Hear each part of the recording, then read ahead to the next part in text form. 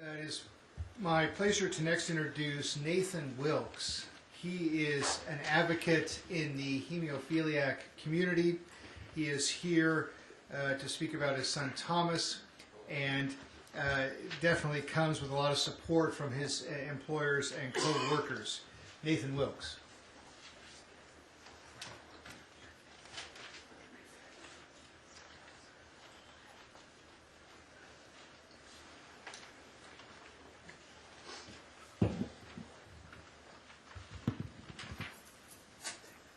Thank you. Like most Americans, I always took health insurance and health care for granted. And I, like most Americans, failed to understand the vast complexities of U.S. healthcare delivery and financing. I've been insured for as long as I can remember. I'm what you would consider white-collar middle class. But my son was born in 2003, Thomas. He was diagnosed at birth with severe hemophilia, a genetic blood clotting disorder requiring a lifetime of medication to manage and prevent death or serious disability.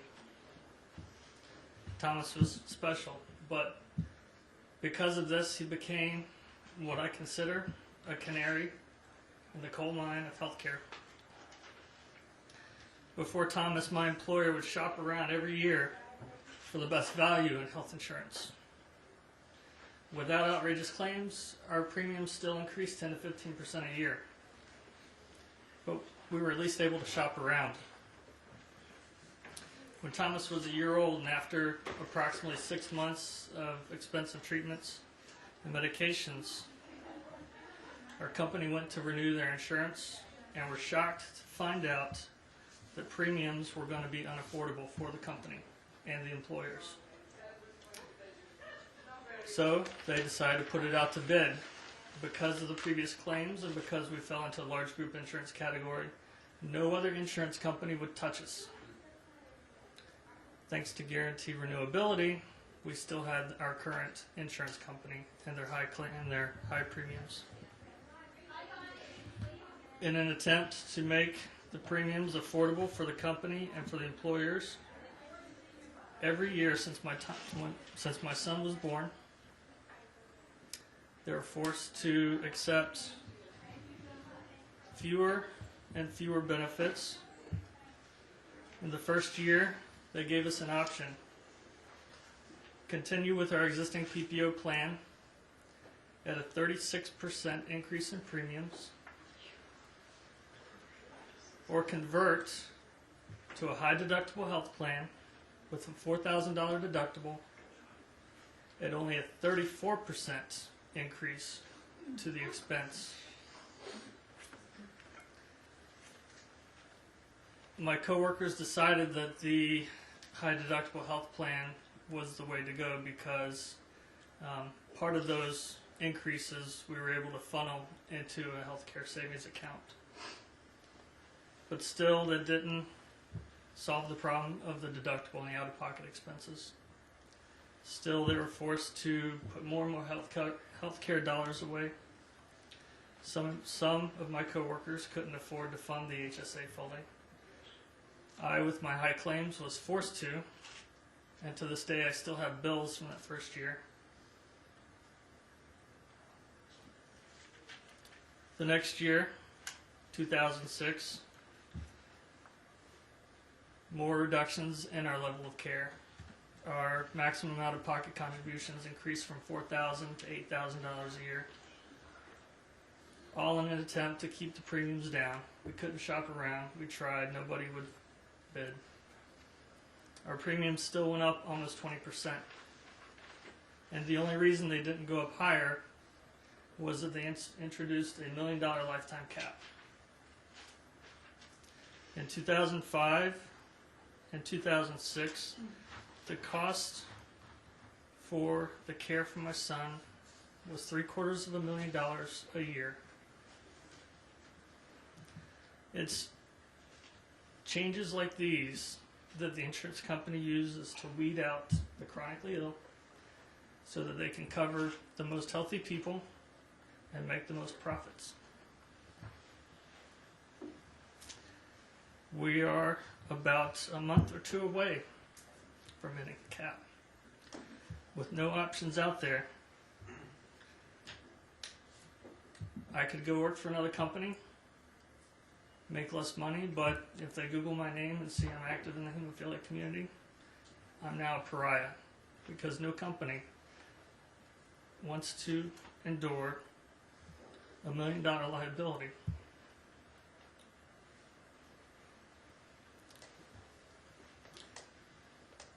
Medicare and Medicaid have also been options we've looked into, but I make too much money. Even with the waivers for children with disabilities, it's virtually impossible for me to get my son on Medicare in Colorado. Medicaid, excuse me. Social workers have even suggested, and exploring all of our options, a paper divorce, because if my wife with no income and children would make it easier to get on Medicaid. The only option available to us right now is the state high-risk pool, Cover Colorado, which is an additional premium per month in addition to what I'm already paying for with my employer, and it has $1 million cap that tracks forever. If I use it up, I can't go back to it if I ever need it again. It's not only been a burden for myself, but with what my coworkers have had to deal with increased premiums, increased deductibles, increased out-of-pocket expenses. Coworkers are now rationing their own care, their own essential care. If they get sick, instead of paying out of pocket to go to the doctor, they wait and see if it will clear up on its own, which is a dangerous condition. The status quo, consumer-driven health plans and HSAs, tax credits don't solve the real problems.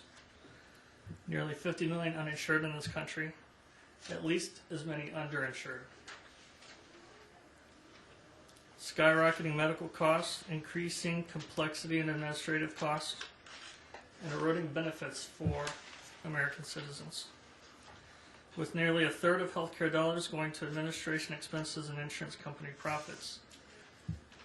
Current plans on the table, except for HR 676, don't address the real problems. They don't work for individuals or employers, the chronically ill, the working poor, the middle class, small business, or the rest of America.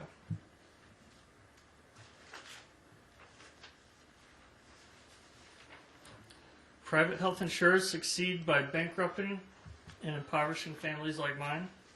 My employer's premiums have skyrocketed since Thomas was born. The only private coverage available to our company today has $1 million cap, which Thomas will exceed in a few months. The only health proposal that doesn't bankrupt families unfortunate enough to face serious illness is a single-payer national health plan.